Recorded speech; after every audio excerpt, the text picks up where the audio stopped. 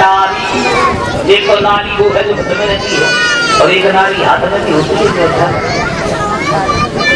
हाथ की नारी बंद होए तो हुई ना तेरी ख्वारी तास जाती कर रखवा।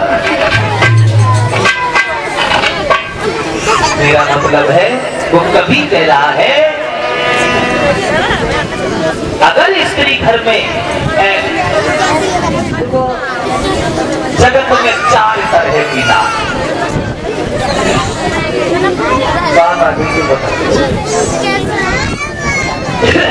अनुसुईया ने सीता को उपदेश जब दिया था ना चित्रकूट पे, तो अनुसुईया ने कहा था सुनो सीता तुमने बहुत अच्छा किया जो 14 साल वन में व्यतीत करने चली आई। पिया फिरे परदेश में पावे कष्ट अपार, पत्नी जो सुख से रहे तो जीवन धिक्कार। जिस स्त्री का पति दुख उठाए और पत्नी आनंद से जिए, अच्छा किया तुमको यहाँ तक चली आई।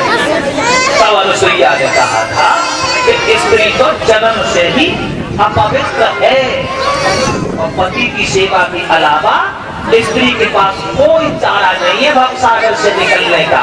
फिर ये भी कहा था कि दुनिया भर में केवल 4 तरीका की महिलाएं होती हैं, उत्तम, मध्यम, लघु और अधम। संसार भर में 4 तरीका की होते हैं। इनमें अंतर क्या है? सबसे पहली नारी उत्तम, जो उत्तम विचार की महिलाएं होती हैं। पहली नारी उत्तम समझो ऐसो वेद बतावे, जो परपति को देखन के काजे पलकौ नाय उठावे, सो नारी खुद करे संग में दोनों कुल उतरावे। जो उत्तम प्रवृत्ति की महिलाएं हैं, उत्तम विचार की जो महिलाएं हैं, वो सपने में भी पराये पति को नहीं चाहती। दूसरी मध्यम नारी, दूसरी मध्यम जानो बोले मीठी बानी, अपन पति को भाई सब समझे राखे ना गिलानी। जो दूसरे तरीका की महिलाएं हैं वो पराये पति को देखती तो हैं लेकिन पवित्र भाव से, बराबर का है उसे भाई की नजर से, अपने से बड़ा है उसे पिता की नजर से, अपने से छोटा है उसे पुत्र की नजर से देखती है। ये दूसरे तरीका की स्त्रियां। तीसरी लघु नारी, तीसरी लघु कर जानो रहती है चितवन में, और परपति को भोगन की आशा रखती बेशक मन में, कुल मर्यादा लाज के कारण जाए न काम सदन में। तीसरे तरीका की जो महिलाएं होती हैं वो पराये पति से मिलना तो चाहती हैं लेकिन समाज की लोक लाज के कारण वहां तक पहुंच नहीं पाती हैं, इसलिए धर्म उनका फिर भी साबित बना रहता है। तीसरे तरीका। चौथी अधमा, भगवान नहीं रहता। चौथी नारी अधम कर जानो बनी रहे बीमार, और जग में जाहिर एक पति है गुप्त रहे जगत में 4 तरह घर पे भूल गए बाकी, जब नारी आई भूवरिया भूवरिया घर पे भूल गए बाकी। कैसी माफ करना, इधर जो माता बहने बैठी है नहीं सोचना फिर जिस बुराई, मैं तो किसी की बुराई कर, मेरी आदत ही नहीं किसी की बुराई है। अब कहेंगे तो हम अपने घर की कोई बात कहेंगे, यहाँ कोई ऐसा है ना आप लोग सोचे कोई यहाँ की बात करना है, और कोई हो भैया तो हमें खा मारा।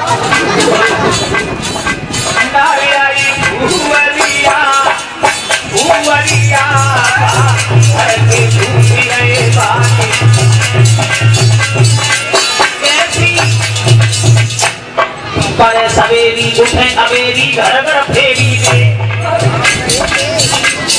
पर सवेरी उठे अवेरी घर घर फेरी दे, भोर हो तो बच्चन को मारे पति को कारी दे। अरे अरे भूवरिया भूवरिया।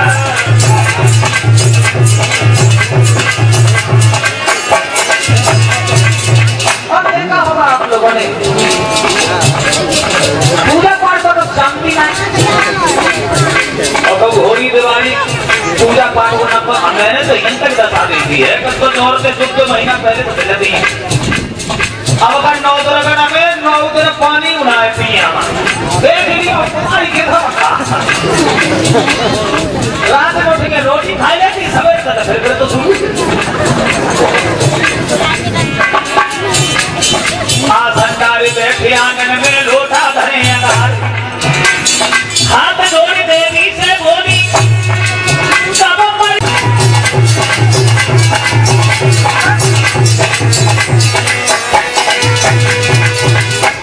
छोड़ो काय को कार्य का कोई इंतजाम कर रही तो आओ देखें उसी जगह पत्नी अपने पति के चेहरा को देख के सारी कहानी समझ गई।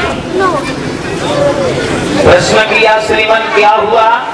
हरिश्चंद्र ने सारी व्यथा सुनाई।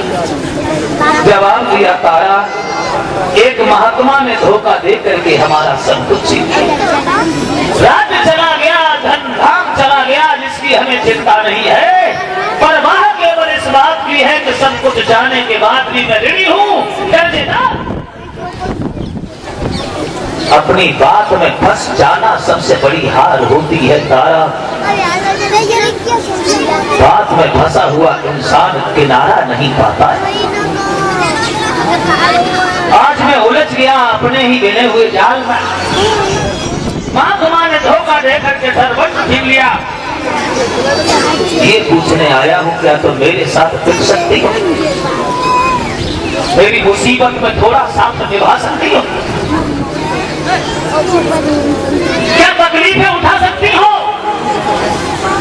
कोई भी इंसान अपनी स्त्री को कभी बेचता नहीं और मेरे पास इसके अलावा कोई चारा नहीं है। पत्नी बोली श्रीमन तुम तो ऐसे पूछने लगे जैसे मैं किसी दूसरे की पत्नी। इस शरीर पर आपका हक है, आपका अधिकार है। सुख और दुख में साथ देना ही पत्नी का कर्तव्य है। पति को खुश रखना ही पत्नी का लक्ष्य है। और ये सच है। हर माँ बहन को ये सोचना चाहिए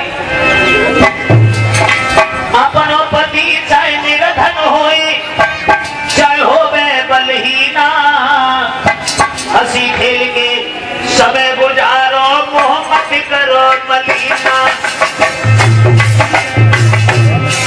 और तन मन से जो नारी करेगी अपने पति की सेवा, अंत समय में बुद्ध गुजर है पहले सुंदर मेवा। भाइयों से भी एक निवेदन है हमारा, पति और पत्नी जिंदगी रूपी रथ के दोनों पहिया होते हैं। अगाड़ी में एक भी पहिया कमजोर होता है तो चलने में झटका लगता है। इसलिए विनय जगते लोगों ये कमानो सीख हमारी, प्यार से राखो नारी घर में गोरी हो जाए खारी।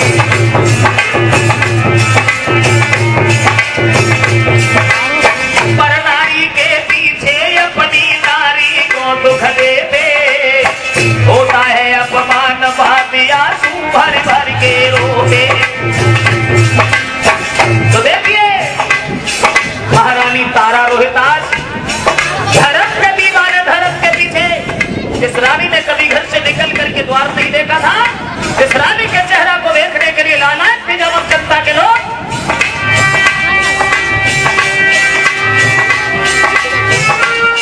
रानी को सबसे फूलों के बने सारी मोती है, राजा पे केवल मोती है, बेटा पे सिर्फ मोती है।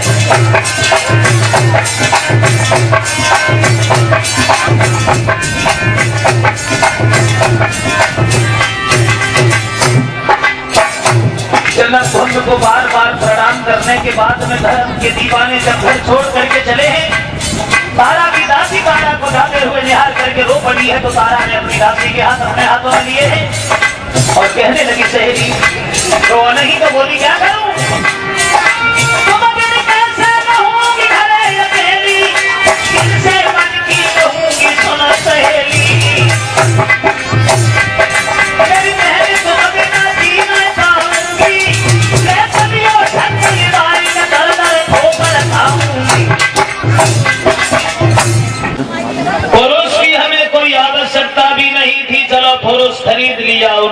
खुशी की बात है।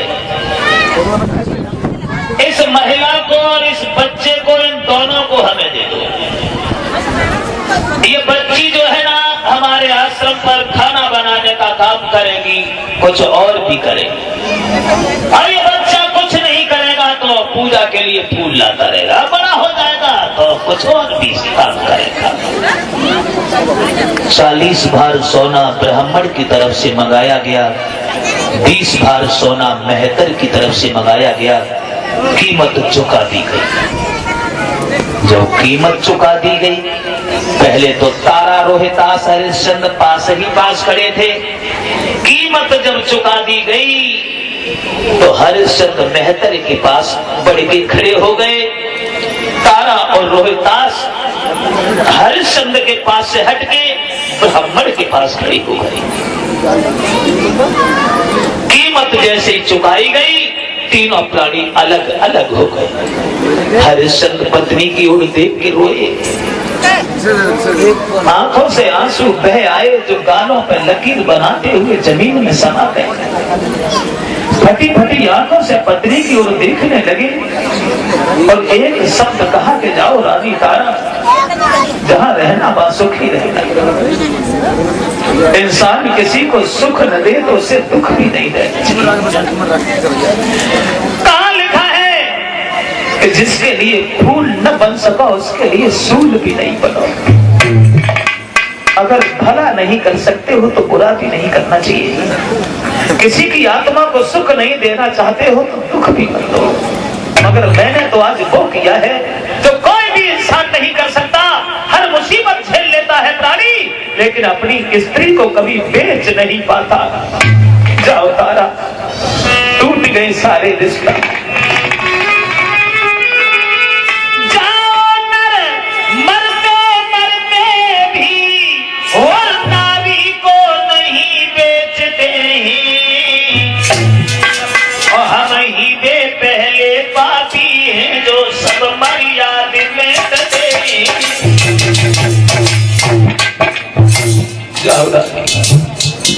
बड़े बड़े संकट तुमने उठाए मेरे साथ। मेरे कहने से तुमने अपना सुख छोड़ दिया, घर परिवार छोड़ करके बिखरे चली आए। अरे जहाँ रहो मां सुखी रहो, अब याद हमारी करियो ना।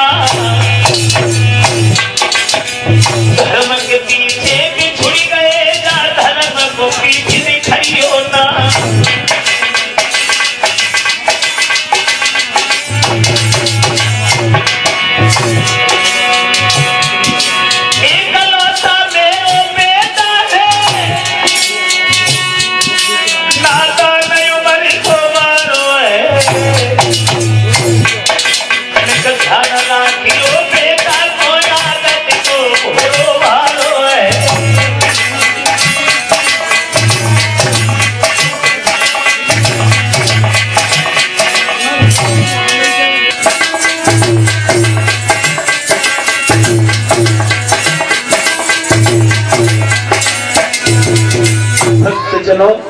हरिश्चंद्र जब रोए और कहा कि जाओ रानी तारा, इसका सब टूट गए।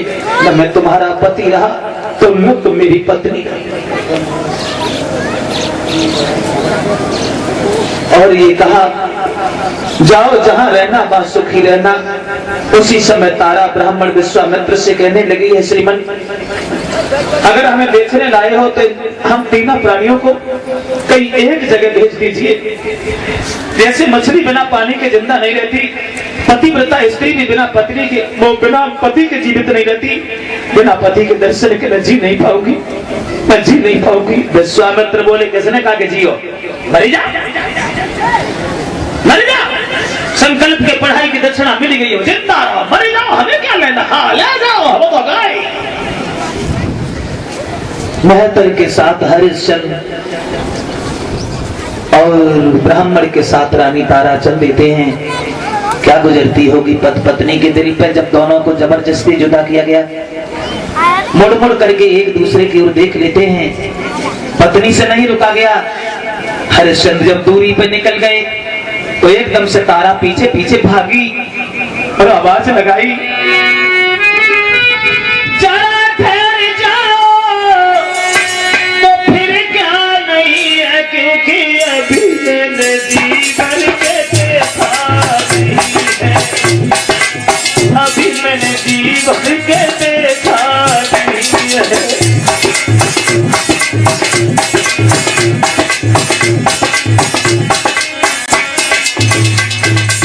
अपने पति के पास के लिए भाभी सोचती जा रही है, कुछ नहीं बचा मेरे करीब, कुछ नहीं रहा, मेरा सुख चैन और जीवन भी मेरा छीन लिया, मेरा सुख चैन और जीवन भी मेरा छीन लिया, यही एक धन था और वो भी मुझसे जुदा किया।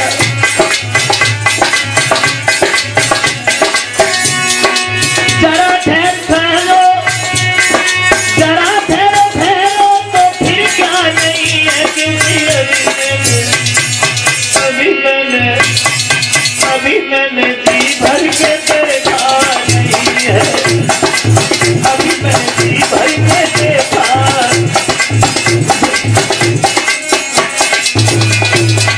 हरिश्चंद्र कहने लगे, बिना मतलब में मोह में फंसना अज्ञानता है तारा, चाहिए। ब्राह्मण के साथ रानी तारा चली आई, मेहतर के साथ हरिश्चंद्र चले गए। अब क्या हुआ जरा आगे गौर करते हैं। ये 50 रुपया हमारे पास भिजवा रहे हैं रामबरन सिंह, रामबरन जी की तरफ से ये 50 रुपया, और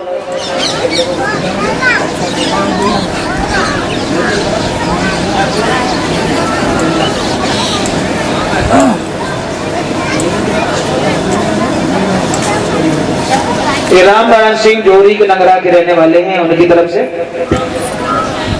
और ये 100 रुपया सब लोगों के लिए, यानी 100 रुपये हमारे पास और 100 रुपया सभी साथियों को भेंट करते हैं दिनेश कुमार जी।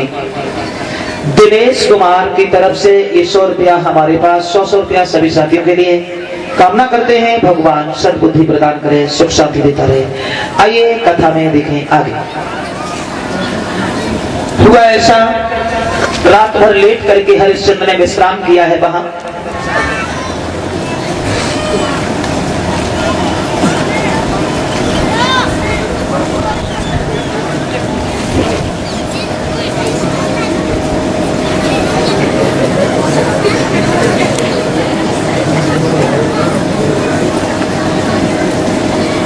और जैसे ही सवेरा हुआ, मेहतर ने हरिश्चंद्र को जगा दिया।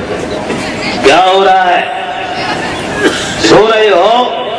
अरे भैया जगो, देखो 20 बार सोना देके इसलिए नहीं खरीदा है कि तुम लेट के सारे दिन विश्राम करो। एक बात मेरी कान खोल के सुन लो, बार बार कहने का मेरा स्वभाव नहीं है, हाँ, सुबह जल्दी जगो,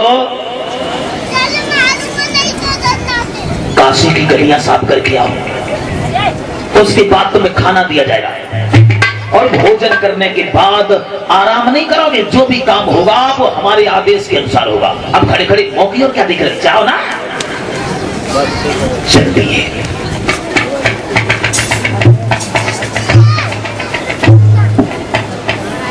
काशी की गलियां साफ करने चले। सच कह रहा हूं भाइयों, समय का कोई पता नहीं है, किस मोड़ पे छोड़ के चला जाए। समय बड़ा बलवान होता है, समय कभी किसी का इंतजार नहीं करता, वो हमेशा चलता रहता है। और समय की कीमत न समझने वाला इंसान आजीवन ठोकरें खाता है, जीवन भर पछताता है।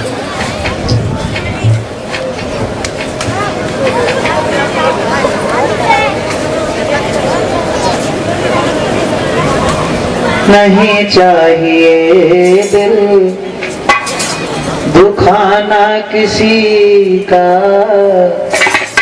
क्योंकि सदा ना रहेगा जमाना किसी का।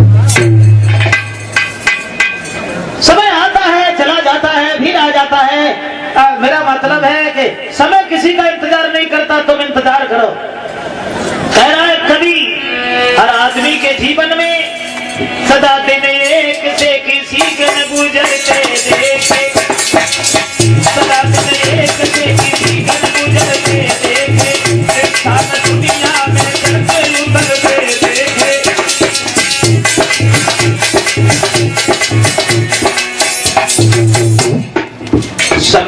जैसा नहीं रहता।